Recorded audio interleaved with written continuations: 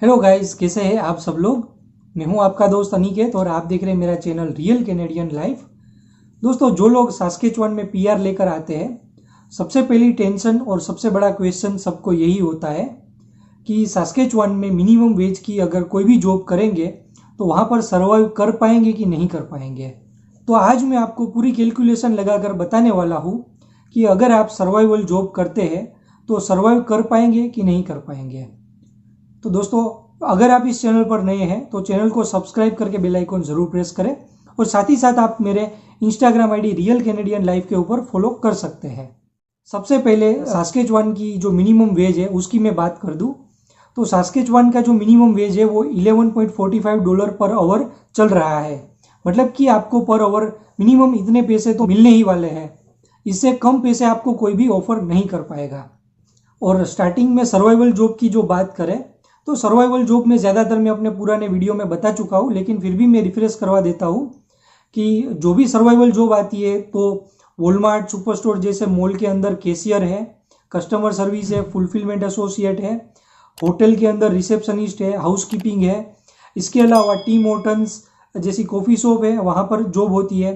McDonald है, Subway है, वहाँ पर की जॉब हो जाती है।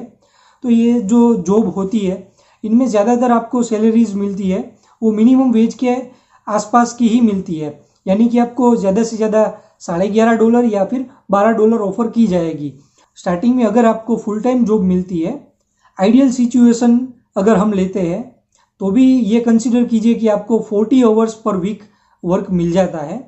तो 11.45 के हिसाब से अगर आप ये काउंट करेंगे तो आपको पूरे महीने की जो सैलरी होगी वो होगी $1832।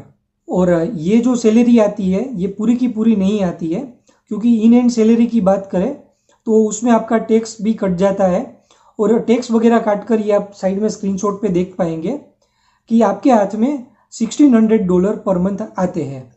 ये बात हो गई 40 आवर पर वीक, यानी कि आपको पूरे के पूरे आवर्स मिल जाते हैं तो की बात है। अगर आपको पर वीक 30 आवर्स मिलते हैं तो 30 आवर्स की अगर हम बात करें तो इसकी हम कैलकुलेशन करें तो ये होते हैं कुछ $1300 के आसपास। और फिर आप टैक्स डिडक्ट कर दें तो ये कुछ $1250 के आसपास बनते हैं। ये भी आप स्क्रीनशॉट में देख सकते हैं। तो क्या होता है कि इतने पैसे अगर आपके पास आते हैं, ये आप सिंगल हो तो आपको सर्वाइव करने के लिए कोई ज़्यादा परेशानी नहीं होगी, लेकिन अगर आप फैमिली के साथ आते हो तो ये अमाउंट है वो काफ़ी कम होगा। क्योंकि आगे मैं आपको सास्केचुआन में रहने के जो खर्चे होते हैं ये भी मैं आपको काउंट करवा दूंगा।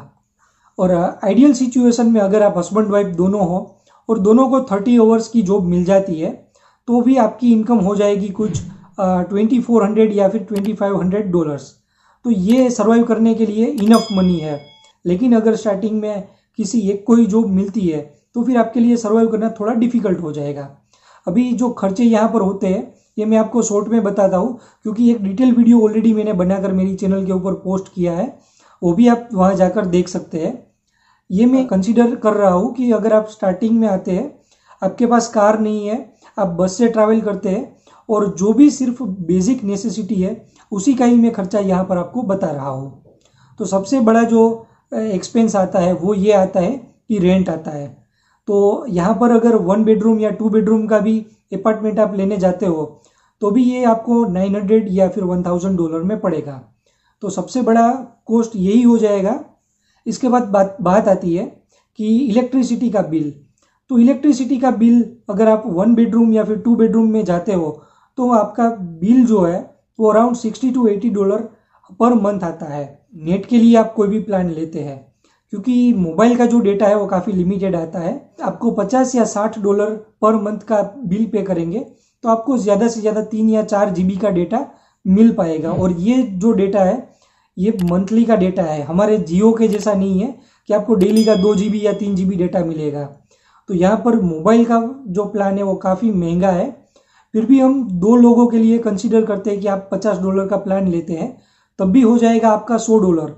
और ऑब्वियस बात है कि मोबाइल में डेटा कम है तो आपको घर के लिए इंटरनेट प्लान की ज़रूरत पड़ेगी। तो इंटरनेट प्लान जो मिनिमम आता है तो वो भी $50 का प्लान पड़ता है। और अगर आप थोड़े अच्छे वाले प्लान में जाते हैं तो वो भी $80 का मिनिमम आपको आएगा। फिर भी हम लोअर साइड कंसिडर करते हैं कि $50 को ही रखते हैं।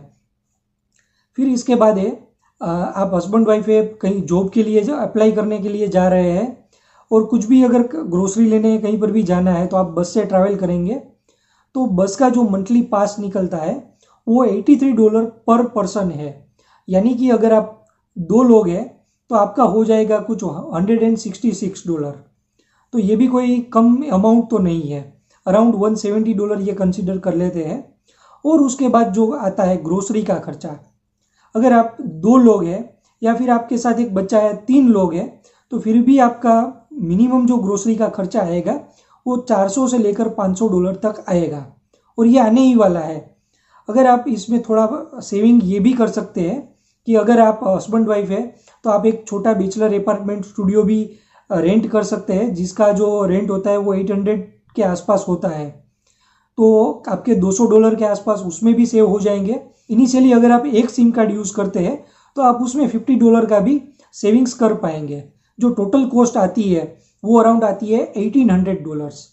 और अगर सोच लीजिए कि आपके पास सिर्फ एक ही पर्सन काम कर रहा है और 1300 की इनकम हो रही है, तो आपके लिए स्टार्टिंग में सर्वाइव करना काफ़ी मुश्किल होने वाला है, क्योंकि ज़्यादातर लोग जो आने वाले होते हैं ये कैलकुलेशन करके ही आते हैं कि हम अगर $11 भी पर आवर कमा लेंगे तो हस्बैंड की सैलरी में से घर का खर्चा निकल जाएगा या फिर वाइफ की सैलरी से घर का खर्चा निकल जाएगा और किसी एक की सैलरी में से हम सेविंग कर लेंगे।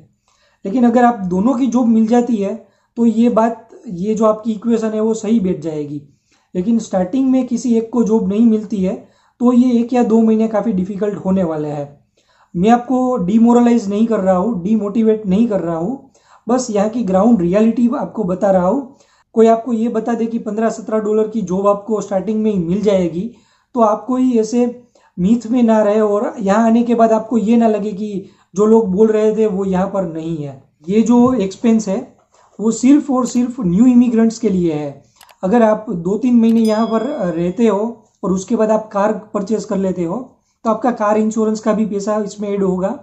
इसके अलावा कार के लिए गैस होगा, उसका भी अराउंड $80-100 आएगा। अगर आप 2 या 3 लोग हो तो कोई 1 या 2 पर्सन तो बस से ही ट्रैवल करेंगे, तो उसके भी आप बस पास के भी उसमें कंसिडर करेंगे, तो ये आपका जो खर्चा है ये अराउंड 2200 से लेकर 2500 तक ये आ सकता है।